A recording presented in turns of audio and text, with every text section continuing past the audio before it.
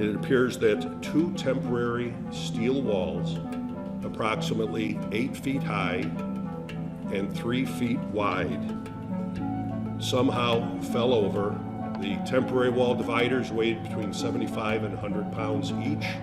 They were stacked next to each other and fell upon the child, causing significant head injuries.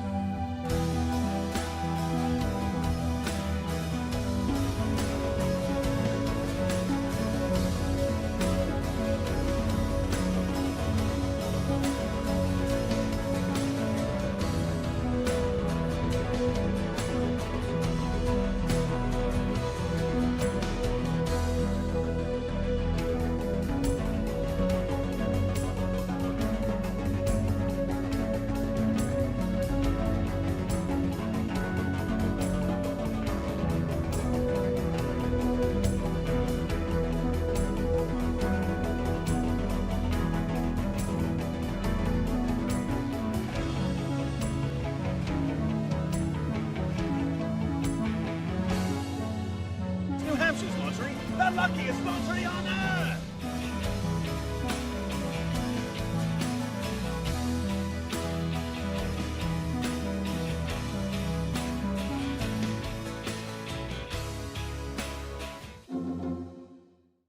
I'm meteorologist Allison Chinchar. Here is the latest update for Hurricane Dorian. You can see it's just now starting to take the bulk of the convection just to the north of Puerto Rico and north of the U.S. Virgin Islands. Both of those countries looking at very heavy rain in the short-term forecast, as well as gusty winds. Winds right now sustained with Hurricane Dorian at 80 miles per hour. That has intensified with the latest update. Movement is also picking up ever so slightly, now moving to the northwest at just about 14 miles per hour.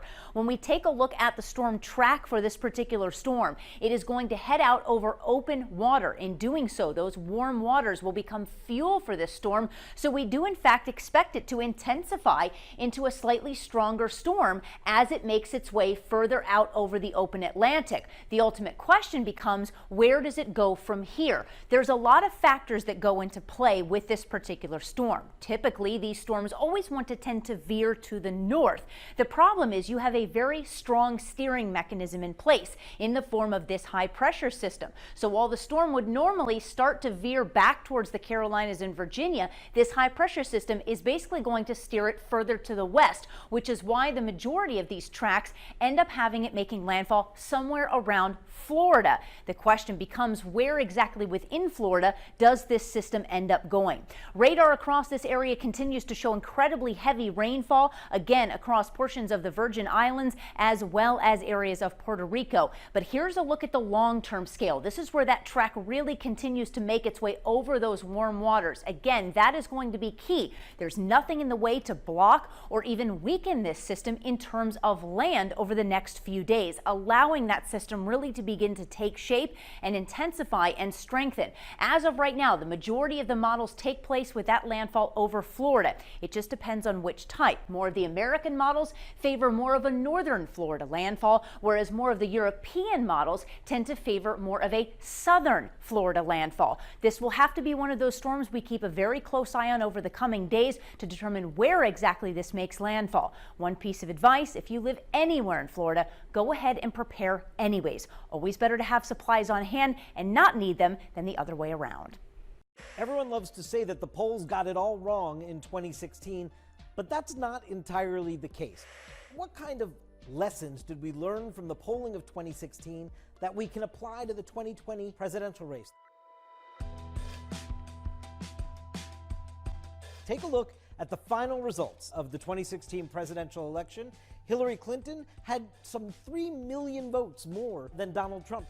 The polling leading up to the election told that story. Across the last 4 months of the election, Hillary Clinton at 47%, Donald Trump at 43%, well within this margin of error of 2.5 to 3.5 points. Pay attention to this. These numbers are not exact, and you need to think about that error margin as you're thinking about each candidate's number in a poll when you read it.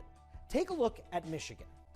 Michigan is a state that Donald Trump won by a razor-thin margin. But what were the final polls saying about Michigan in the lead up to the election? Hillary Clinton 42%, Donald Trump 38%. This is at the margin of error. This poll should be seen as it's anybody's game. The other thing to note here, of course, is the huge undecided. Add up 42 and 38, you get 80%. There's 20% more of the electorate out there. And what we know from the exit polls is that late deciders broke to Donald Trump, specifically in those critical states of Pennsylvania, Michigan, and Wisconsin. What I want to show you from the 2016 exit poll is look at Donald Trump's advantage with whites with no college degree. They were 34% of the electorate. That's a big chunk. And he wins them overwhelmingly. But it's in this category that you have to be on the lookout for in 2020 polls. Are the polls properly weighting for education? There's a paragraph in every publicly released poll by a neutral, valid polling organization that tells you how the interviews were conducted, how many. It's really important to look for polls that are polling 65% or higher on cell phones. Obviously, that's how most people are responding. The news in any poll you want to look for is a change over time. What is the trend? Take a look just at the 2020 Democratic primary polling over the course of this year, starting even in 2018. What's the story that these numbers tell? So you want to look for trends when you're looking at polling, as opposed to weighting everything into just one poll, one day, that just really is just a snapshot in time.